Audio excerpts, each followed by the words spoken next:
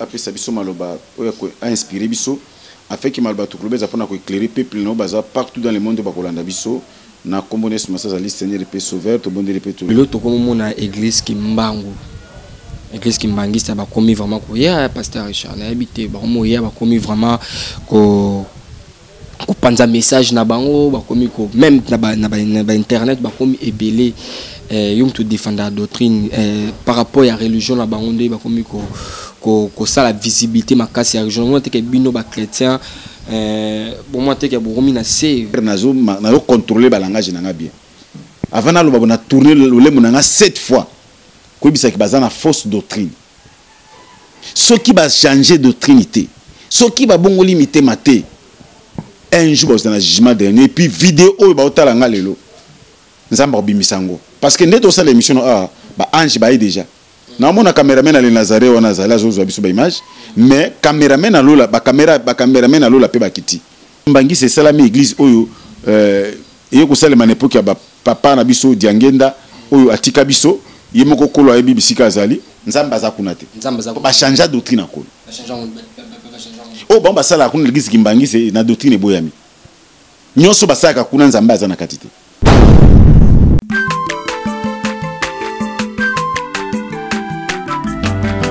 Mwana moto te po akosangai abongwa ni pete po awangana nzambe ya le nazarien le nazarien le nazarien le nazarien bana kitoko koma mokondima atako bapakolaki mafuta na mosakolima lelo ya yobolingo ebateli le nazarien Pamboli oye mona na katempeni mama kantelobi Kolapye mapapu masope mafuta Toko kesi ana longo na nzambu oyo mabenga na makomi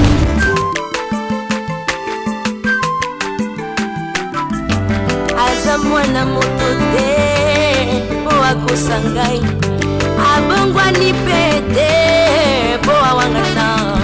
le nazarien, le nazarien, le nazarien. Et Fada,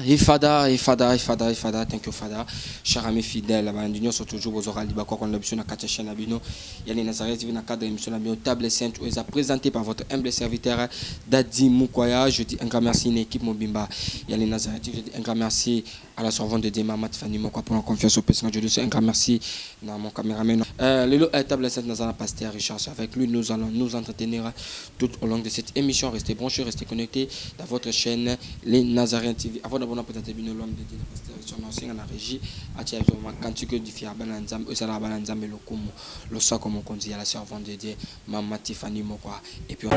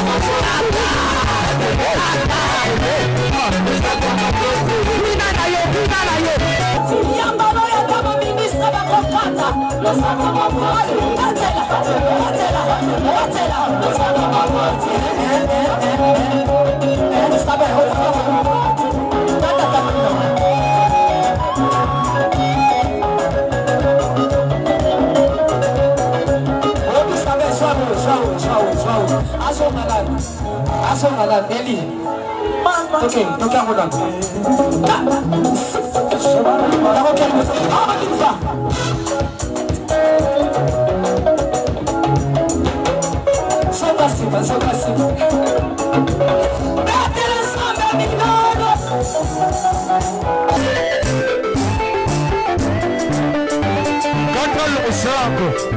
Nazokatola nzambe le sako na sesiko. Nazokatola le sako siko kuna. Nalikina katola nzambe le sako. Le sako, le sako, le sako. Le sako, le sako awa. Aniva, aniva.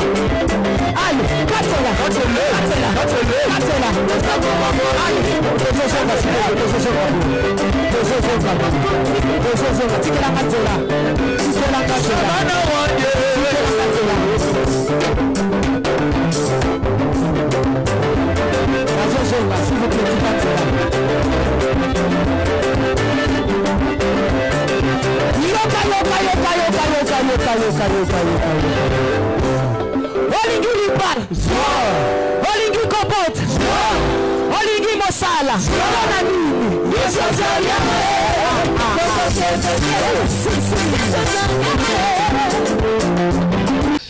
non, c'est un mon caméraman font la caméra. Peut-être bien invité le pasteur Richard. Bonjour l'homme de Dieu. Bonjour, bonjour mon frère. Bonjour na bande konyoso bazolanda biso partout dans le monde. Mbote pe bande konyoso o ba mesana kolanda biso toujours ba balinga biso na ba balinga biso te na pesi bango nyoso mbote. Ok, merci vraiment l'homme de Dieu Abi que non papa commencer cette émission ça doit ba on a maboko nzambe prière moi quelques minutes par rapport à ba abonné au bona na biso en ce moment. Kolo merci aux ali mozali sali kolo penase. Zambo ba télébiso au monde biso journal lelo ebele ba kufi mais bolingono ba télébiso et ça Seigneur natiki et mission na maboko na yo tika molimo santu apesa biso maloba oya ko a inspiré biso afin que maloba to klobeza pona ko éclairer peuple no baza partout dans le monde ba kolanda biso na kombones massa ali Seigneur et sauveur to bonde le robi amen. Amen, l'homme de Dieu. Ok, le pasteur Richard, tourne un peu au solo là par rapport à aux aussi passé dans quatre accords de Christ, ils ont défensé la doctrine. Le lot comme mon église qui mbangu, église qui mbangi ça va commis vraiment quoi. Yeah, pasteur Richard, n'a habité, bah moi yeah va commis vraiment ko panza message na bango, bah commis ko même na internet bah commis ébélé. Yom tout défendre la doctrine par rapport à la religion na bango ndé bah commis ko ça la visibilité ma casse ya religion moi te que bino ba chrétien bon moi te que boromina c'est l'homme de Dieu. Merci pour la question mon frère. Une question moko ya bien ma casse vraiment la sepeli Bible zo bana mokanda Matthieu ki sana batu nso bazobe la kolo te bangondi bakota Rome de cieux. On est la Bible zangate kolumate pour batu bazé belé nzambe otala nombre belité. Et belé a batu ero elobela nzambe lo te. Mais ko batu belé mais baté belé lelo. À part on va kimbangi c'est baté belé ba oté a kombo à Jésus. Côté à Jésus, na côté à la sainte doctrine il y a deux choses. Et là ko biso to lubaka to tikala na sainte doctrine parce que Éphésiens chapitre 2 verset 20 et puis que biso to tongami na fondement ya ba apôtre na ba prophète. Jésus-Christ c'est moi la pierre angulaire. Alors bato baza libanda ya doctrine ya kolo Yesu doctrine za moko. Église est dans le même Seigneur, même esprit, même baptême, même enseignement, même destinée. Pour la église, ou ba bengi église corps. L'église besoin ba regarder ko kimbangi c'est religion, nza baza na besoin ba religion te. Et puis na ibisa ka mettre fo balandi na biso. Na lingana za na balandi bola na biso clair pour na boka mokolo moko nzambe atuna ngai na jugement dernier que non. Pasteur Richard na pesa ki au ministère, na pesa ki au parole, na pesa ki au connaissance pour na ni noter ki batuté. Kaka bato ba olanda biso ba obaza la sauver. Toté ka même yé muto diriger ki mbangi selelo. Message nangé que ne tout droit pas naé. Que azana na fausse doctrine. Obino bozo benga communauté na mino ki mbangi se église de kimbangiste bo benga ngo ba komunyo so bolingi nazo ba clair nazo contrôler ba langage nanga bien. Avant na lo ba na tourner le monanga 7 fois. Ko bisa ki bazana fausse doctrine. Ceux qui va changer doctrine ce qui va bon limiter maté un jour dans le jugement dernier et puis vidéo ba otala nga lelo nzamba bimisango parce que neto ça l'émission ba ange ba déjà na mona cameraman ali Nazaré wana zala zo biso ba image mais cameraman alola ba cameraman alola pe ba kiti baza ba ange miso ba mutu momo na tabango ezate mais na biso ke ba ozo image ngano émission tout ça lelo tozolo ba te pona choquer ba kimbangiste loin de là nazolo ba te pona dénigrer bango loin de là nazolo bate pona pesa bango pasi pona na négliger bango te mais nazolo bakaka vérité parce que kolo na pesa musala abane kolo bake en vérité je vous le dis vérité tika la vérité mensonge tika la mensonge mon frère yozo landanga uzana no kata communauté kimbangiste et ça na temps obima parce que bible zolo bala mokanda Apocalypse chapitre 18 verset 4 que Babylone est la grande mère des abominations mon peuple sortait au milieu d'eux. pona nini o afeki o participer na babomination na masumu za kimile na kacha communauté oyo communauté to kokena musika nango église kimbangi c'est salami église oyo yeko salema na époque ya papa na biso diangenda oyo atika biso yemoko kolo ayebi bisika azali ponga na biti de na baso mutakufi o père son âme na loba ngote et pona za homme spirituel na biki ba français ba biki non tout chemin mène à Rome mais ngai ta que bible ça non tout chemin ne mène pas au ciel ozolanda tout chemin mène à Rome ndeba français balobi mais tout chemin ne mène pas au ciel bato bazolanda nga bien la balanda parce que les lots bato na lo barango penzapte à moins que ne ba ki muta kufi dans le Seigneur parce que Apocalypse chapitre 14 verset 13 biki sengo na bato bazokufa dans le Seigneur parce que misana bango sanini e olanda bango mais bato bazokufa pe pas dingue na sala nzambe te a sala nzambe te nazo biso clair ta mosena nzambe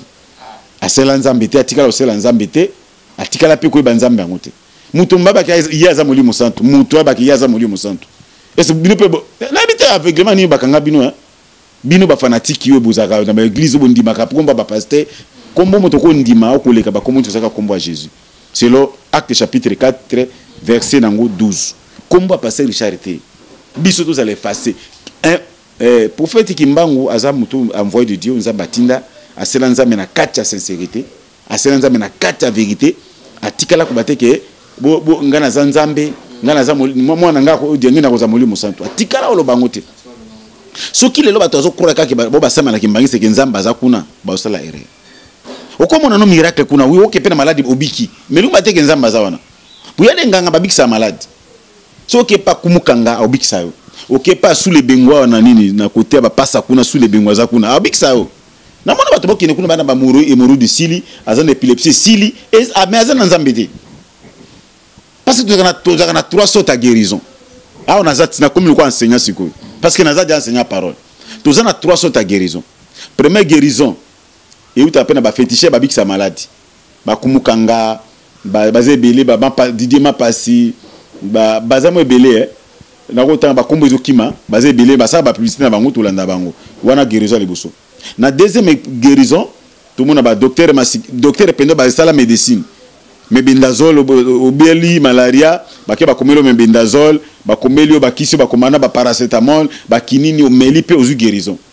troisième sorte de guérison où ils a don ya guérison au mutaya azana dona choma boko même sida kei 3 sortes de guérison ezali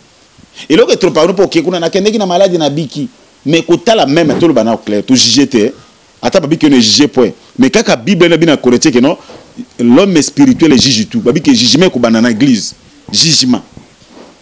tant mutazo tenga na sainte doctrine bino zo mona ka pour baser belé mais l'église ya Seigneur na kwa benganga l'église na ye azaki na 70 disciples be 72 disciples jour à te banque non wa ko lia nzoto na ngate wa ko mela makila na ngate akota bokoza likolo te ba disciples so bi oh de papa mona biso ko za bandoki te ngano na lokate na ko lia batu ndale manzoto na makila na ye 60 bakenda le même jour 12 batikali abisi ko bino botikali awa baninga bakemi otike pona nini Pierre mbamoko alali te bino yondo zina maloba bomoy to kende pa nani to kende wapi okuta que l'église à Jésus na batikala 12 moko na bango démon fils à perdition Judas carotte à côté ka Jésus 11 ka bazaki bien ozomona église fiesa nous te pas moni bato belé ngala koza ngala oseka nzama pesa ngata bandimi 10 20 pona ngala ça suffit na enseigner bango la bonne parole la sainte doctrine OK mokolo na soit trompette ata bakufi lelo jour trompette ko beta base la enlever c'est ça mission na biso bandimi olia ndenge no vivre ndi bandimi bon ngala na ko sena nzama pona na olia na omela ngamono sa musala na sa musala na mambo na kikoteka mapa ngana teka mapa na teka mai na sala ki porter na bi koma balukambo na bi ke so pesinga 10 francs na bi ke na ko sapo comme 100 francs comme 200 francs comme 300 francs ngana yebi yango na ngai ko sela nzambe pona zo mbongo te ngai penza na yebi te bandeko bala nanga le Nazaret au kendo ko bisa ke passer que benga nga senga mbongo ngana bandi le Nazaret na 2017 bato ba yebi lungi nanga wa ba ke na senga mbongo na eskuka mbongo akutia na commentaire wana aba benga mama Colossienne mama Tiffany ba ke passer que ça eskuka mbongo na sala ngote pona ebenga mate pona mbongo soki na besoin ya mbongo na kusenga be na kuluka na bini na mai na makila ngaze na mai na makila naza na handicapé moko te ko makomise tobuki ngai me ba handicapé kuna mona na biche na ba okata ba ke braza ba teki biloko bato bazana makolite bana maboko te misuki ba aveugle ba oteka ngana maboko mbela makombale évangile le bébé si le évangile parce que bato ba comme c'est évangile pas sa copie tous les serviteurs ont besoin d'accès de grâce tinda na offrande moko munene ngai na zo plainte ya komela basali balekana Nazaré ngai ba benga un tel asalanga bazwanga ba ebele na kotanga bakombo na bango même ekolo cheno yebi na yebise makamususu mukolonga na yani Nazaré kana na debi nanga na zo ba plainte ya ba prophète ba évangéliste ba apôtre bo basala ba bêtise mais nga na maboko na pembe ezate ke pona zana bozuité ezake na yebi nzambo abenganga abiki na ken na sauver ba âme nyango toujours pèse évangile pour tout ngai que somo très important ou ya makama kimbangisi ba ezaka kimbangisi te na yebisa bato bolanda biso boy nzambe na kata ba religion tout bomona ka nzambe azana katite parce que tala façon ba religion so dans bila tangelo ba religion o bato bazana ba religion non ba religion ba changer doctrine ko tozo ba to banina kimbangisi nzambe azakuna te ba changer doctrine ko o ba sala kuna l'église kimbangisi na doctrine boyami nyonso basaka kuna nzambe azana katite lelo skianga na invité ceux qui aza pe nzambe mwana na habité po ndiangi na ndaki molimo musantu na habité libali banda ya saint doctrine libanda musika ata na solation de ba comité zwa religieux lokola catholique nzambe aza kuna te wana kuti babenge Babylone la grande ine mama na bango bakimbangisi baka bana na maison mère 4e empire o ya Vatican bango tozolobela batakonika batouta kuna metobima pona nini tout cela verset ya Apocalypse chapitre 18 verset 4 mon peuple soto milede pour so zaka kuno kubika te tozo batoko ba musulman nzambe aza kuna te ba eze zo bato ba welo bilo ko ba accident dina ba bato ba branamise o ba biki ba olinga branami ko leka Jésus bango ma bimi na ba baki bango te biso baki bango avant mais tant to lobaki boyaki bango frère dadi yo za journaliste nazo biso boy za prophétie maintenant biso te ke motei o moni ba mbule zo liboso 2020 2024 23 25 tito comme na 30 okomona siko ba fausse doctrine ba ko bima pena ke non toza penza église à satan pour satan déranger ba honte po biki baza ya yi baza ko appartenir na yi ba tutu baza libanda sainte doctrine moko te komona nzambe soki obimite nazo loba na tema na monoko te nazo banga pe mutu te mais nazo banga ka mutu apesa nga musala waza kapapa kolongola nzoto nanga ya koboma nzoto na molimo bato nazo dénoncer o na olobia ata lelo bakangisi ata lelo babominga mais na kosekwa mokolo ngo na ozamona kolo nanga parce que tolobi ka vérité o ba benyango ba église paganisée pour après histoire de l'église après église primitive église qui tango babomi apôtre Jacques puis apôtre Suka kufaki ta babomi maintenant Babylone a récupéré ba pire romain ndé récupérer l'église ndé kotisa ba makamusu so to mona kalelo mona zana na 2 semaines ba PC baptême ba sopile mai na mutu omoni ba doctrine ngo toloba ba ko kocha banzambala ba kotisi ko pambola ka ba mariage na kata ba assemblée makambo ba fausse doctrine ba kotisa ba benga ngo église paganisée la église pas benga ngo église paganisée ndé zo mona ba religion mariage la mariage pena na kata bible mo nzamba o reconnaître ça mariage coutumier oyo ba 5 ba pesio facti mobile le sombi biloko ko tika na famille moi ndé mariage on nzamba yebi église bali sarate église mtabote mon pas balisa église bali sarate pasteur Richard il faut lier lo mabote capital même so sainte doctrine yo to sakana na ngolelo ba neto ke na église mariée ba ki na église ba ki obalisa ba ko laisa ba alliance ba prier bango ba zu bénédiction pasteur nzamba yebi angote wana ke mariage te so ki yo bali ko yo bino ba yo bali na te yo kana bisao oleke lelo ka ba pasteur doit pesi église ba charge belé obimisi mbongo ko bala na famille mwasi obimisi mbongo OK na l'état ko déjà mariage civil puis ça pour l'état et bayo aspect so mukanda pour quand muta zope mwasi noke pe ko funda c'est ça ezaka bongo l'état c'est normal uti na famille OK na l'état usuki wana na église ko lingio ya ba pambola ezaka bénédiction okoye fana obo sisi makamuna bino na famille boke na l'état bo sisi ofana ndako latino kala gome kanitu latino simple kanu latiboy obengi pasteur ya pamboli bilosili mais na kata doctrine ki bato ba na église au mariage religieuse alati voila ye wana to yembi to bini eza biloko moko yo Constantin a kotisango na concile de Nicée na 325 parce que Babylone a récupéré l'église ba bengi Vatican na bengi église catholique ndé ba récupérer l'église ba kocha ba fausse doctrine ekota ozomona makamoze belé tozana parce que yango tango ko kamba batu luka ozwa connaissance même si ba théologie lelo makambo théologie na critiquer ba ndebosa théologie te oui to ba sa connaissance mais so ko tipe na profondeur la théologie ezaka na kata mokano nzambe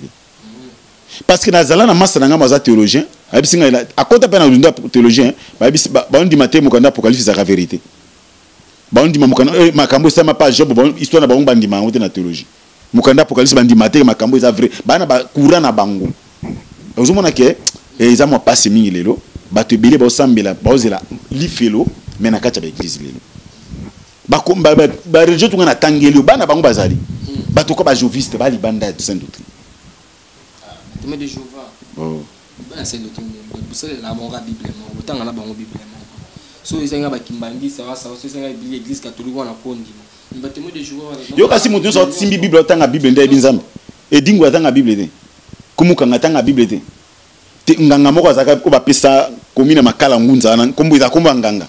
Makala umi komo komina makala na ko iza kombo ya nganga babinga makala ngunza nganga na ki terrible na ville ya Kinshasa. Peut-être bino ozu chasse bomo na été pour que na bolaki na bana peut-être bomi bota melaki te mais biso za bato ba série 7 toyebi nganga na sala succès na Kinshasa ville ya Kinshasa. Mais lelo azano si mape Bible ti ma kufat. Nganga moko azaki nganga imana Pereira. Oto bane ko gagner manazo gagner lelo akufat. Ano si mape Bible. Mutu ta simbi Bible ba demo ba simba Bible. Ba magicien bon ba passer ba simbi magie ba simba Bible. Ba passer ba simbi ba magie lelo baza ba kabal juif baza na Bible na ba kutu ba Bible minene wana. Ba Bible pene ba te ko $80 ba Bible penzo munene baza nango baza na ba verso to Thomson Louis Segor baza na ba verso to a Bible Thomson baza nango mais ba na nzambe te aussi ma Bible ngi synonyme ko ba nzambe non ba to bile ba aussi ma ba otama ba doctrine ba Jézabel pour to na doctrine à Jézabel doctrine à Nicolaïde doctrine ya Balaam to na doctrine ya démon to zali na doctrine à judaïsme to na doctrine ya Jésus-Christ. Siko la kacha ba doctrine na tangelo bato bazali banda doctrine à Jésus-Christ bango tout baozi la moto bakene na lac de feu magozo mona batonde belé ko bali bato belé babangi sa binote Pierre ba disciple ngi bakona piège wana jour Jésus saki miracle mapa na mbisi bato balie batiki 12 pani batondi lobitala ba ye mititi ba folo ba disciple ate babi to gagner bato ekolo église pene ko na bato tala population Jésus atali ba na miso bonzamba bi bino mawa bolanda te fula ba pharisio ba yele le belé pour lobi balia ki mapa batiki mususu ba ye ona pa luka mapa batu belé zo mona lona kata ba fulu lelo ba zo po za malade abuta kate aluka visa ke nepoto aluka mbongo mokola ko zo biloko ona ko mona suna na priorité akomi na ba raison miso bato ko saka nzamba sana nzamba ba fulu te na kacha ba fulu bombi bandoki ba na kati ba magicien ba na kati mutu na mutena profit na ye mais nzamba zo luka ba vrai adorateur bato ba ko adorer en esprit et en vérité on dit nzamba na bango besoin ozomona wana na pesio pona question tuningai na makambo na biso bande ko na biso kimbangise bazana libanda ko tate po ba gagner binote biso to luka to former no 10 personnes nzamba ko récompense pona bango mais bazala ba vrai adorateur bo ba ko bana ko adorer nzambe en esprit en vérité mutu nyonso sambela kana bato bazomo sabiso passe na Congo bazo ba détruire ba mbongo détruire ba mbongo sabiso passe et ba passer ba politicien ko si tu es détruire mbongo et ça ba passer bazana ba fonction pété bato bazana ba fonction le ba ki mi ba pasteur bokina politique te ba wana ba kami bokina politique ba passer ba kina politique so ba to benga ba pasteur été c'est là bino mte passeport bino boko tu to ke kuna usani pasteur Richard yo ba bino kuna kusala so lo ke kuna ba ko ne kotea ba zawana ba ni ba bite ba zo appeler pasteur Richard so bazwinga na kiko so bazwinga yaka oya kotea na kokende siko bozwanga pona kosani pona sala politique te na yebima kama politique te na kozwa fonction mote so benga kuna benga teke be pasteur Richard tana komende pona te bino parole tana koma na fongoli bebunanga na bandi kotea bino bolingo akolo kotesa bino message à croix et c'est bona musana ngai so benga na kiko kotea mais na kamusu na kiko sala oba kinde kuna ba corrompi bakena kuluka ba marché na luka investir ya marché boya ba diamant yaka escroquerie koti basaka leo nikuna so la ndi ba ona ba détenir ba mbongo moko ba binga ikuna mukolo ba mbongo ba kunda so ba Tom Pierre Tombal mu ba tra bazolela mbongo ba 18 moko ba kibenga ikuna kaka to sa Pierre Tombal ba bengi mbongo porté disparu ba ingénieur bazokolela mbongo na bango kende ko pesa bango mbongo kende ko pesa ba mbongo na bango voilà ben je dois aller la mort c'est ce qu'on pasteur aux hommes la différence il faut différencier ça na ba osela nzambe na ba osela nzambe te biso za ba bengi biso la to za lumière mokili il faut to mema pole ceux qui babiki ceux qui mungo esili saveur nango aba mokili oso tena biloko mutari biloko elenge mundimi fa pesa ka guna mokili il faut ba mona comportement na ye il comme confusion ozotala na mona nzambe ozobateki na mupagano bomona ba ndenge moko otala servante de Dieu na serviteur de Dieu na ba pagano ndenge moko. Mais l'émission moto otoki ko yambao awa tout ça qui peut moi analyse sur mambo no cholo ba keno mutu moko pasteur moko na tuna ki question lo ba keno il faut ala o vérifier so vérifier so mono keno et ça vrai o le ko lo ba yangwana o so ki on a ba source toujours wana ko ba suka vous réponse oui ça que makambo ya solo. Ça solo. Oui. Parce que ça solo. Mais tu vérifies ngo bande ko ba tu vérifier ngo que non oui ça mbongo te dans le bet robi obi ba pasteur eti un vrai pasteur confié en mission na osela onde ngaza na bate belé ba obala ndanga mema bazana libanda mboka ba confié ba responsabilité mususu ya mbongo ya ba bien na bango ezawa mais moko talela nyonso na petit sala ke no tika bona yango ya yo ndeko na mina saki bo yango likambo bo yango net c'est ça un homme de Dieu moko mote ba yoka azui mbongo a détourner kuna azui ya salibo te soki na besoin na ona zana ngo besoin ndeko kabela ngeloko ko senga ba Matthieu 7 bisenga ba opesa yo liko kozwa na osenga mais na détourner loko mututé parce que na yebi ba conséquences je suis un homme spirituel na yebi ko lia motoki ya motu illégal ba retourner salaka ba retomber ni nizali na kati ko lela mutu wana malédiction la ndio sans oloba makambo bebi sans parce que motoki ya motu tango zongo na voix moko ya malamu te ba ke iza kwa bon ozote ba to makamusu moko sa makamusu soki bongo vana na yo. Pasteur Richard, mot de la fin cause à la nini et puis tout soufflé tout dans la deuxième partie il y a émission tout sur la par rapport à mam aux c'est passé tout ba mam il y a ba dîme il faut tout mettre sur là dîme et puis tout mettre sur le concert où il y a les 29 octobre dans stade de Martyrs événement il a fallu pour pas et belé ba ça nzambe ba bimé belé ba zo peksa ba qui ne ba concerté boina boy mais mot de la fin zanine par rapport à partie au 1 émission mot de la fin na ta ki mostei na ko ça va kimbangi so ko ça na tous les religions batonyo bazo égaré na ba doctrine na tangeli wa un jour to kozata ko fungola ka doctrine moko Jezabel ingelo banini o lelo moni ba te bele ba otea bele ba otea ka komba Yesu ya maloba ba tangi Yesu na monoko menase bana banzambe mususu na se ba musu ba kumisa madame Marguera o ba bimaki na ba bilolo mona ba passer na ba toge na ba nzambala na ba bagi na ba kane ba bisalela salela eza ba yembi lelo e comme abimisa le bon mateki makambo eza belé tellement belé ngai loko na bagana mokuse bato babongola mitema ba bakikola zozonga mokilo toza tango moke reno vous me baki non mokili oyo toza na tango moke mboka ya biso ya seko ezali lola kim esengo ezali na lola na pamboli reno vous miska ezali na Suisse vraiment za mapambola e ba yimba ba nzembo za inspiré oti lelo succès nango si la raté ti le soko yoki yango eza parmi ba nzembo ntambuso yoka to banda dakino ba pagano tozola de 5 to kanga mana nzambe to ba ki aw to za mutango moke o sala 100 ans o sala 120 ans na mokilo yo eza moke mais mboka na biso libela eza na lola pona okende Europe okende Amérique so okende ambassade ba pesa ka formulaire il faut remplir ba condition mundela sengi pour appeler so viso ke na mboka na ye bongo na mboka lola formulaire les anini formulaire lola les ali au bongo la motema au respecter la sainte doctrine au servir ko tosa tous les commandements dans la Bible au même via sanctification via sainteté vina yo comme ndenge moko na ya kolo pona kota kuna biki ba escroc ba kota kate Apocalypse chapitre 21 verset 8 ba escroc ba idolâtre ba to magie ba ndoki bato lokuta kuna bakota te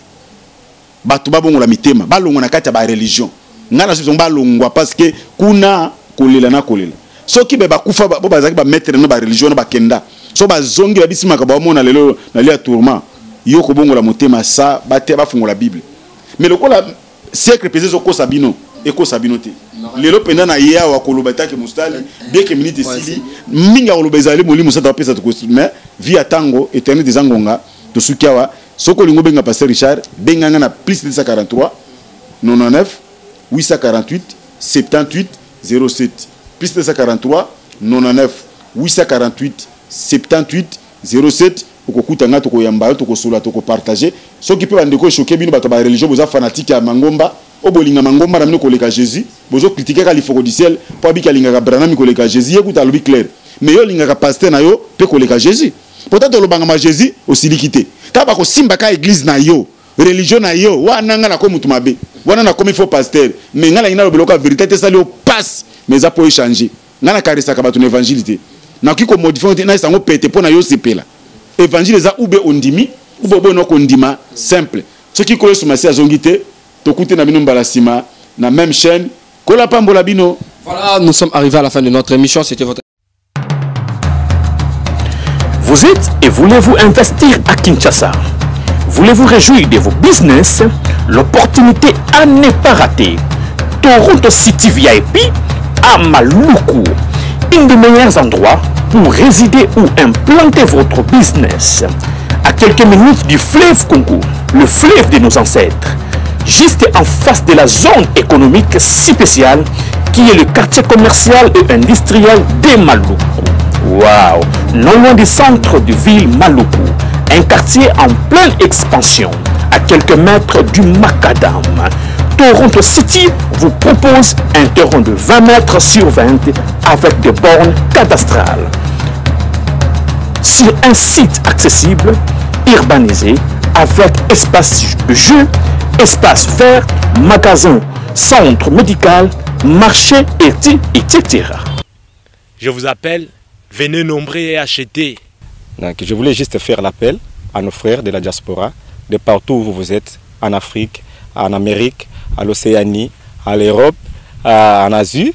pour venir acheter les terrains que nous sommes juste en train de morceler. Vous allez bien voir qu'il y a des bornes, il y a même les travaux qui sont juste en train d'effectuer. Donc, le terrain est bel et bien assuré. Il y a l'eau non loin de nous. Vous allez voir, derrière moi, c'est la régie des eaux. De l'autre côté, c'est le société Vodacom. De Vodacom. Et devant moi, c'est juste World Vision. Là où Vision Mondiale sont juste en train aussi à un projet de construire les maisons pour ces travailleurs. Donc voilà, nous sommes ici à Maluku. C'est déjà un endroit habitable. Les quartiers, comme vous allez voir de l'autre côté, c'est déjà habitable. Il y a déjà les gens et c'est non loin parmi les autres cités que vous connaissez déjà. Donc je suis très fier de vous présenter ces produits qui n'est rien d'autre que, oui, nous achetons les voitures, nous achetons tout ce que nous pouvons avoir. Mais avoir une parcelle, c'est vraiment une très bonne chose. Pour tout contact, contactez Willy Mafuta au plus 1 90 57 30 15 40. Toronto City, waouh, les 4 qui nous réservent l'avenir de demain. Vive le Congo, vive Kinshasa.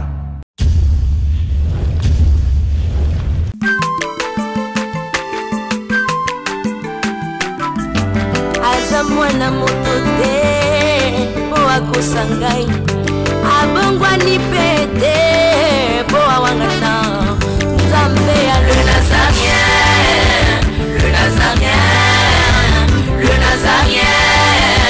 le Nazarien. Bana kitoko koma mukundima atako babakolaki mafuta na musakolima lelo ya yobolingo bateli le Nazarien lipamboli oyo mona na katempeni mama kandelobi